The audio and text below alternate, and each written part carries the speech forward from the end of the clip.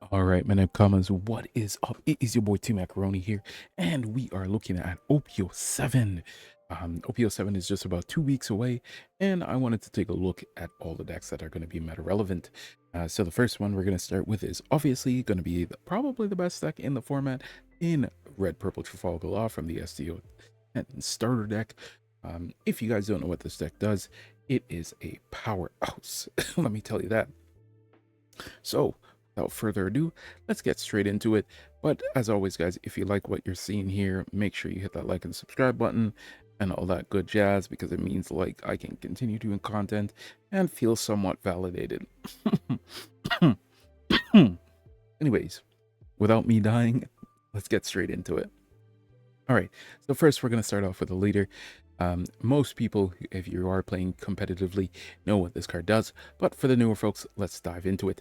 So, activate main once per turn. You can don -3 to return one of your opponent's character with a cost of 3,000 power or less to the bottom of the deck, and then you can play one 4 cost or lower card from your hand. A pretty strong effect. Just being able to churn out bodies every turn for the cost of -3 don. Although that is very taxing, can do pretty well. So let's see how we get that done. So the first card is we're basically essentially playing 6 copies of the card. We're playing 4 Film Gordon, which is a promo from the Uda promo pack. So basically, activate main. You may return this character to the bottom of the deck to give one of your opponents -3,000 power for this turn. And the reason why we say we're running 6 is because we are running Raise Max, which is basically the same thing, but was printed in OP06. So I do know Gordons are pretty expensive right now. I know it's sitting somewhere between $50 and $60 a copy. So if you don't have this, you can just play 4 Raise Max and 2 Gordons. But I would highly recommend you have at least 6 to play this deck efficiently. I know a lot of lists are on 8, but I think 8 is a little bit too greedy just because they do not have any combo value, and they are dead if your opponent has no characters on board. So not very good that way, but 6 is fine. The other card we are running is pretty much, I think, is mandatory in Shariah. So basically, it has a blocker, and then when attacking and one blocking, once per turn, this character's base power becomes the same as your opponent's leader until the end of turn. So this card is how you is used to survive Yamato swings, because Yamato swings like to just attach, execute game plan, and going up to 8k, 9k. So you can just use one card to counter out. This is also how you win against Black Yellow Luffy, which is going to be a popular deck as well. Just being able to match their power and using one card to combo out. I think this card is a mandatory at 4, no questions about it. Another mandatory card at 4 is the EB01 Secret in Mr. 2 Blanclay Bentham. On play, you get to add up to 1 Dawn card from your Dawn deck and set it to active. And then it's basically Shariah on the opposite side for characters. When attacking, you get to choose one of your opponent's character, and then this character becomes the same base power as the chosen character for the turn. So let's say your opponent has a 9k body, you swing, this becomes a 9k now, plus whatever Dawn is attached. Very good card, very good for the ramp. Horrible in the mirror match because this will always get bottom deck for sure, but just a very good RAM tool that is needed. Speaking of good RAM tools, we are still on 2 Ein. On play, you get to add 1 Dawn card from your Dawn deck and rest it. Not as good as the Bond Clay, but still pretty good. It's a 4k, 4 costs 5k, and it gets the ramp, so we still run it. Speaking of ramping, probably one of the best rampers in the deck, in Beppo. So on play, when attacking, if the number of Dawn cards on your opponent's field is greater than the number of Dawn on your field, you get to add 1 card, 1 Dawn card rested into your Dawn area. So just a very good body. Not only on play is getting you a Dawn, on swing it's getting you a Dawn. It is a 5k, so you're just consistently ramping as well. Just overall solid. A very welcomed addition from EB01 in the Kid Killer. The 4 cost 5k rush when attacking. If your opponent has 2 or less life cards, this character gains plus 2,000 until the end of turn. So overall, just a very good statted body in 5k. Plus, the one attacking is usually your opponent's going to be on 2 or less life, because there are a lot of 4 life leaders in the format right now.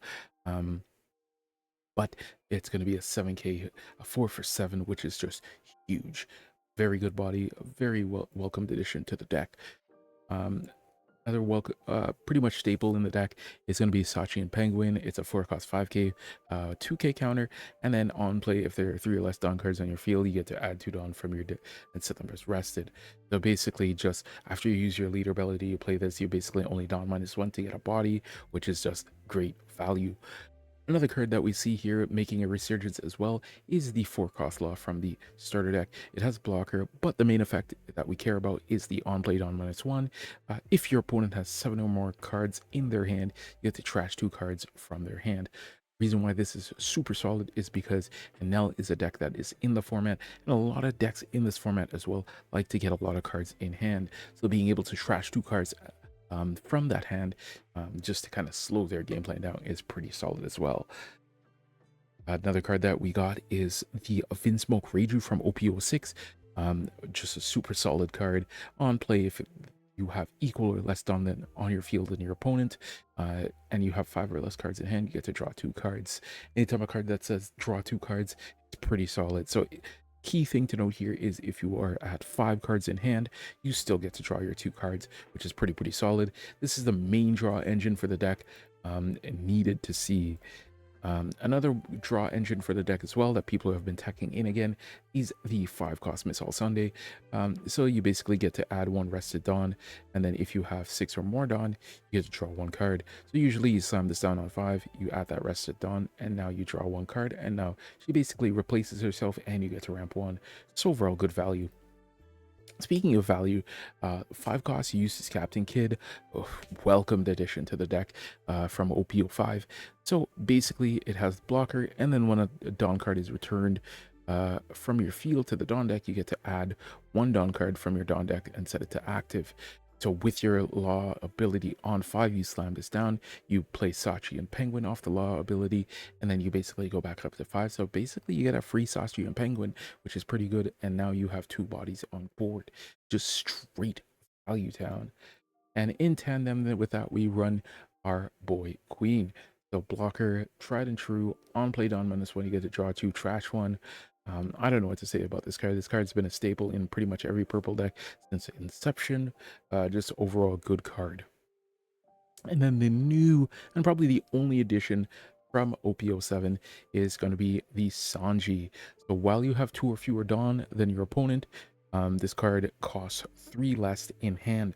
The reason why this is played is because not only is it a 2k counter, not only is it a 6k, but because of that last ability, when you do your Dawn minus, you can actually make this a 3 cost, so you can play it off your leader ability, which is pretty solid. Not only do you get a 3 cost 6k blocker, it can also be used as an attacker as well. So just overall value town. Very welcomed addition, and I think it should be played at 4. So that is pretty much the bread and butter of the deck right now. There are a few tech cards that people are using right now just to make the deck a little bit more resilient.